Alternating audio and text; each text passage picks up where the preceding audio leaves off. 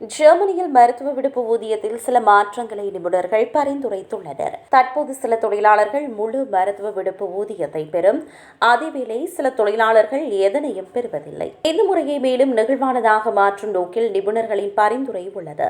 அதாவது மருத்துவ விடுப்பு பலன்களை பகுதி முறையில் வழங்குவதே அவர்களின் பரிந்துரையாகும். உதாரணமாக, மக்கள் 25, 50, 75 அல்லது 100% மருத்துவ விடுப்பு ஊதியத்தை இனி பெறலாம்.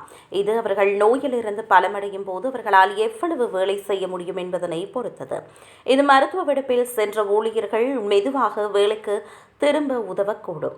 அதாவது முற்றிலும் வீட்டில் தங்குவதற்கு பதிலாக அவர்கள் பகுதி நேரமாக வேலை செய்து கொண்டே சில ஆதரவுகளை பெறலாம். இது அவர்களின் ஆரோக்கியத்தை மேம்படுத்தி நலமடைவதை எளிதாக்கக்கூடும். இருப்பினும் இதில் சில அபாயங்களும் உள்ளன. அதாவது சில வேலைகள் பகுதி நேர வேலைக்கு ஏற்றவை அல்ல. மேலும் தொழில் வழங்குநர்கள் நோய்வாய்ப்பட்ட ஊழியர்களை மிக விரைவில் வேலைக்கு திரும்புமாறு வற்புறுத்தக்கூடும் என்ற கவலையும் உள்ளது. எவ்வாறாயினும் இந்த திட்டம் இன்னும் ஒரு முன்மொழிவாக மட்டுமே உள்ளது. இந்த மாற்றங்கள் செயற்படுத்தப்படுமா என்பதை அரசாங்கம் முடிவு செய்யும். மேலும் இறுதி முடிவு எதிர்வரும் மாதங்களில் எதிர்பார்க்கப்படுகிறது.